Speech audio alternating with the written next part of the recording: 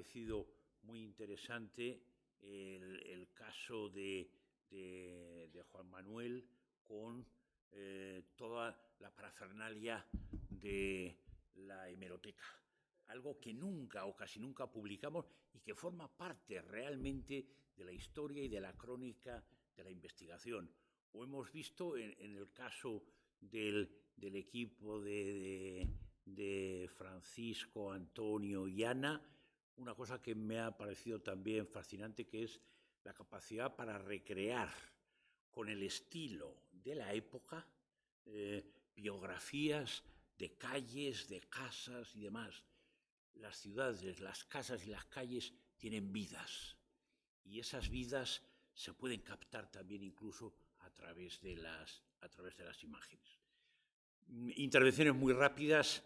Le doy la palabra en primer lugar a Juan Manuel Rojas para que eches el cuarto espadas que te parezca.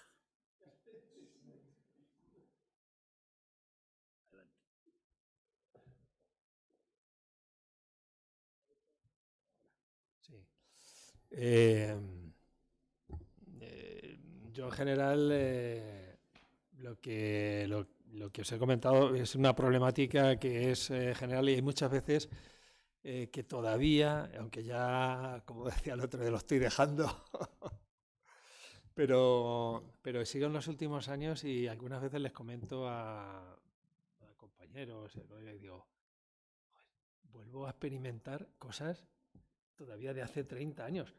A ver, que a lo mejor la gente dice, bueno, ya normal porque todavía sigue esto, pero yo con mi experiencia de este recorrido, volver a vivir esas cosas, sobre todo pensando que cuando me veo, digo, pero es que yo hace pues eso, 30 o 34 años, y me sucedían determinadas cosas cuando iba, conocía tal, era la experiencia que estaba teniendo aquí en el casco histórico con esa problemática de la recién inaugurada Ley de Patrimonio que era de 1990, luego se ha cambiado en 2013, pero la de 1990 que empezó, pero ojo, que se empezó a poner, digamos, en marcha en el 93, 94 y tal, pasaron varios años que tuvo que venir una directiva europea en la que se instaba, pero digamos, con cierta energía, a que se hicieran esas intervenciones arqueológicas. Entonces, claro, yo veía en aquella época, decía, bueno, esto es claro, una ley de patrimonio nuevo, tal, yo estaba viniendo, había estudiado la transición, y había visto cómo íbamos evolucionando como sociedad y tal. Y yo pensaba que esa evolución, por eso mi extrañeza ahora, es que en esa evolución, que a mí sí me decían, dentro de 30 años, pues, esto va a estar superado, aquí vamos a estar... Y ahora lo curioso es que venimos todavía y me suceden esas cosas, o vengo a foros como estos y todavía sigo escuchando que algo que me parece muy lamentable decir, que no hay un modelo de ciudad. Y es así de triste porque se van haciendo las cosas que ha avanzado, las cosas han ido avanzando, pero a golpe de meto esto por aquí, meto esto por allá, y yo creo que algunas cosas aciertas, y ese es el problema, que si no hay un modelo, puedes cometer más fallos que aciertos. A continuación, Marco, sí.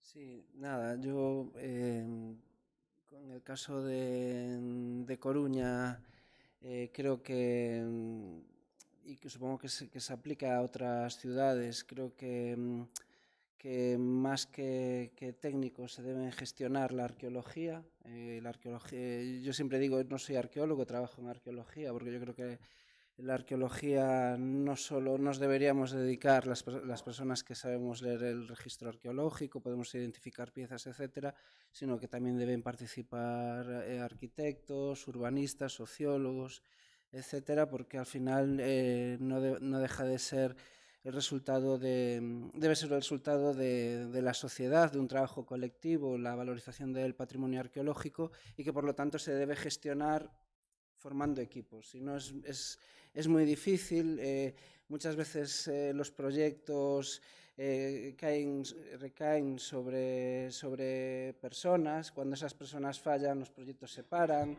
o dependen de una financiación puntual. Luego se pierde. Y en ese sentido yo y no es por barrer a mi propio tejado, pero soy un defensor de la arqueología en el ámbito local, precisamente porque es en el ámbito local donde se ejecutan proyectos, donde se pueden mantener proyectos a medio y largo plazo, donde se pueden analizar los resultados, se pueden corregir actuaciones o modelos de gestión, se pueden formar equipos y, sin embargo, desde el ámbito autonómico muchas veces lo que se hace es tutelar intervenciones, dar autorizaciones, pero tienen un inicio y un final. Entonces, yo ahí en ese sentido creo que hace falta más arqueología local, de ámbito local, y a lo mejor uno de los problemas para resolver toda esta situación es, digamos, la forma en que está institucionalizada la arqueología en las administraciones, donde yo creo que hay muchos arqueólogos en el ámbito autonómico, por lo menos en el caso de Galicia es así, pero somos arqueólogos de la administración local puntuales. Y claro, y ahí es donde se rompe esa relación, ese contacto directo con la ciudadanía. Es muy difícil hacer una arqueología en el ámbito local si no hay arqueólogos que, además de hacer intervenciones puntuales, tengan esa visión a medio y largo plazo con los proyectos.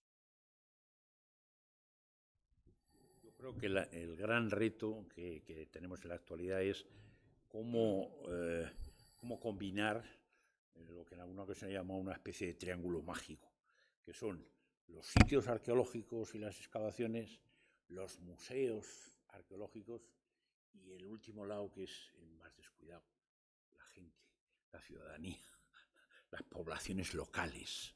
¿Cuántas veces yo, por lo menos de mis tiempos antiguos, bueno, pues recuerdo alguna conferencia en un pueblecito de Ávila que conseguimos reunir a 150 o 200 personas? Me pareció algo absolutamente fantástico. Pero eso yo creo que esta mañana me parece que era Carlos el que insistía en la cuestión quiero decir, de hacer partícipe, de buscar la colaboración con la gente. Y yo creo que lo que nos falla o no tenemos todas las claves que deberíamos es cómo traducir eso en herramientas operativas que verdaderamente nos conecten con la gente. Y si no conectamos con la gente o conectamos poco, los problemas seguirán siendo persistentes. Bueno, Ernesto o Carlos, a ver...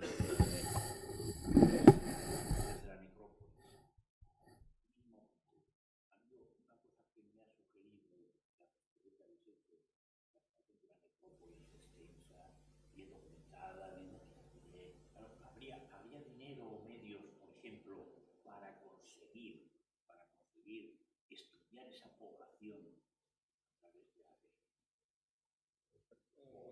evidentemente, sí.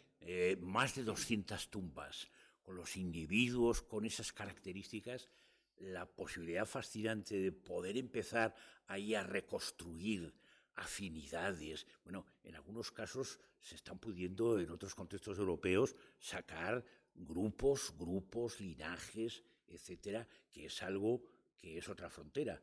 Es una frontera que tenemos todavía pendiente, la de la arqueología con la paleogenética. Sí, perfecto.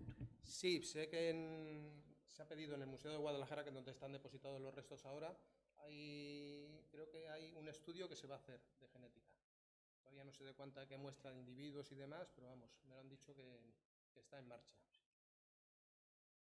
En algunas ocasiones yo pienso, y esto es barrer para mi casa, muchas veces hay innovaciones que empiezan en prehistoria y que luego se van extendiendo. Ojo, aunque la arqueología medieval en este país ha sido enormemente innovadora también, enormemente innovadora.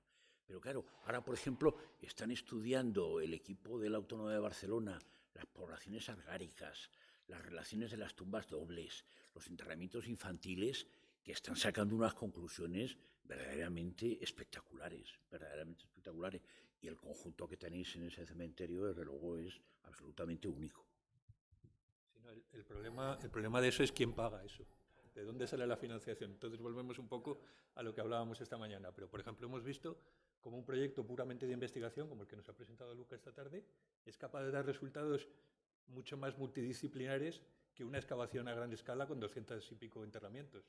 ¿Por qué? Porque el objetivo es distinto.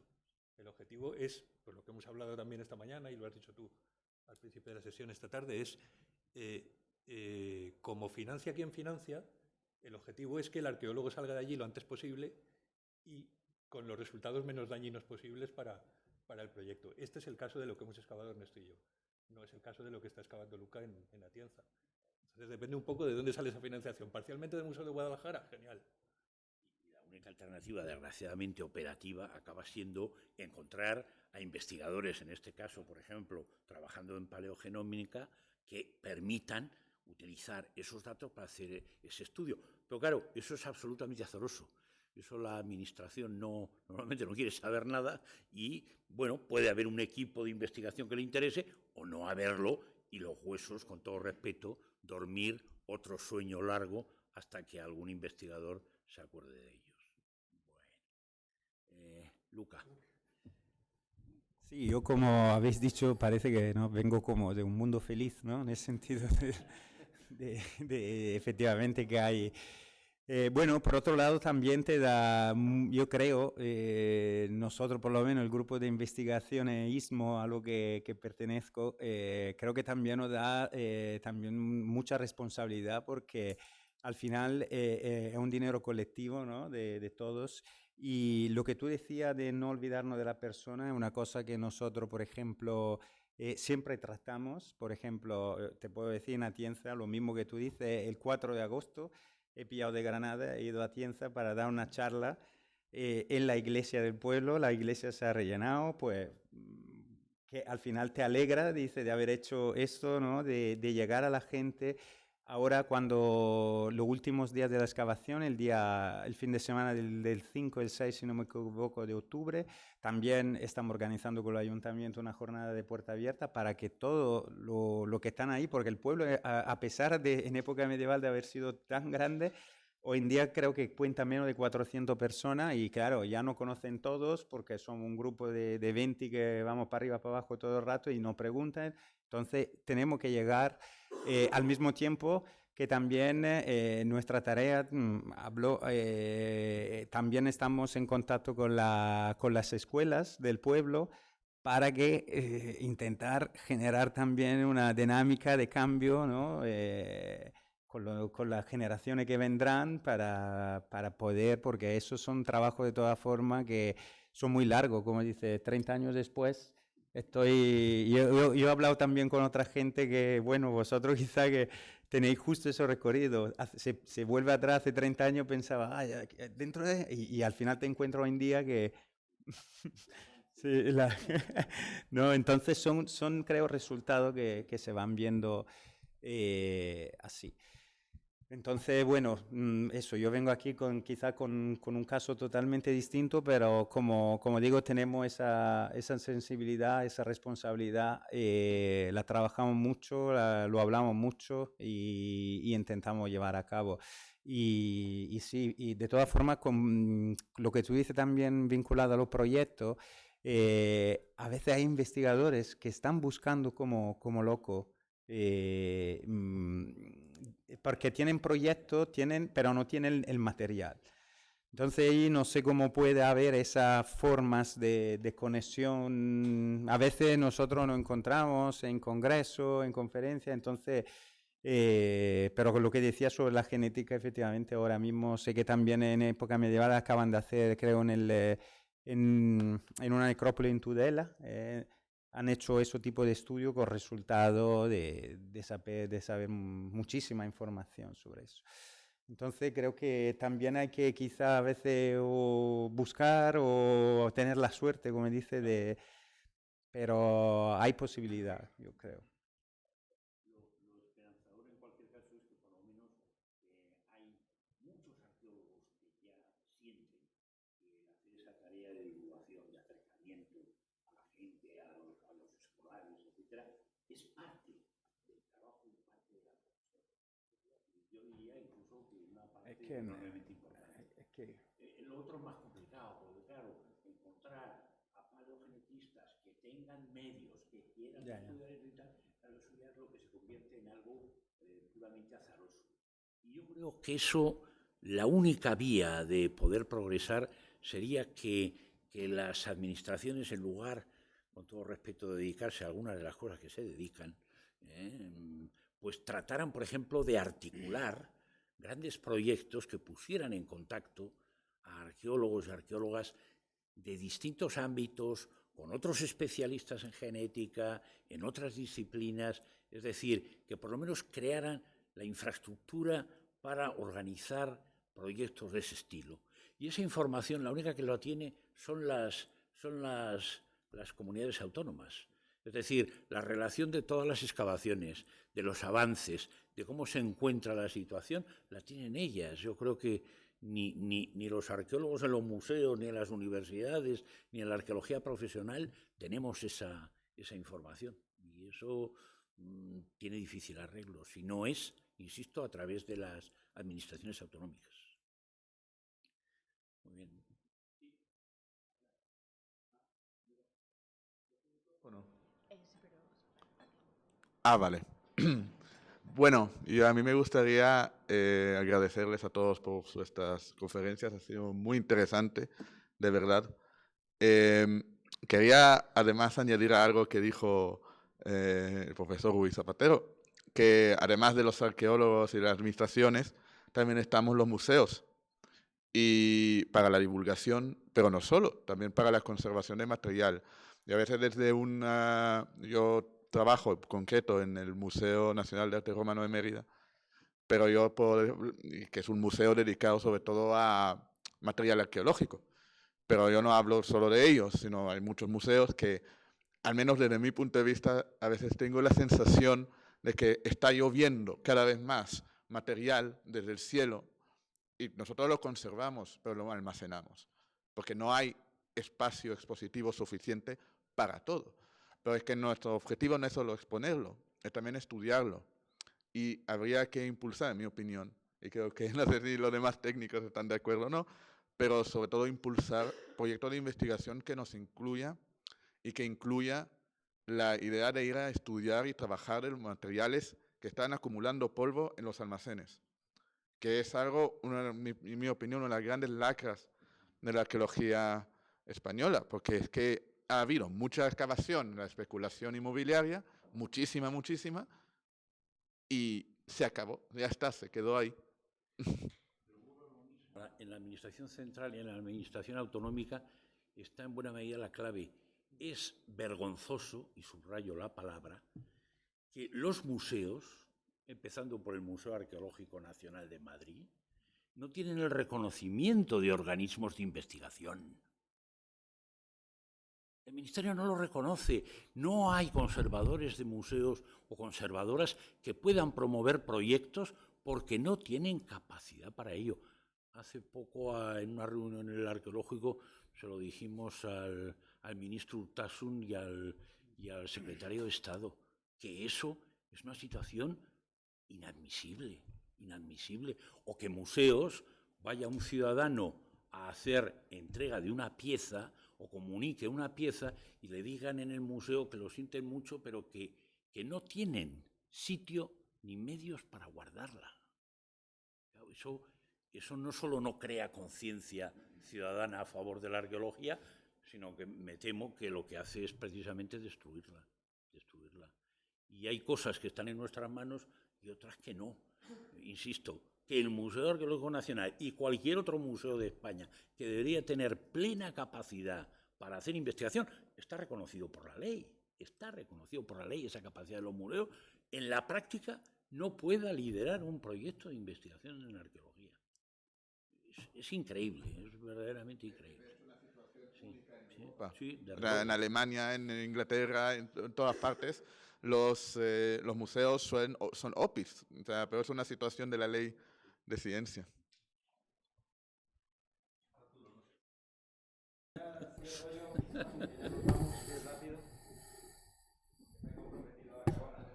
Y son menos cuarto. Tendremos oportunidad fuera de hacer alguna última cuestión. Yo simplemente agradecer a los ponentes de la tarde y de la mañana por su enorme capacidad de síntesis y por su esfuerzo. La verdad es que ha sido una jornada bastante intensa.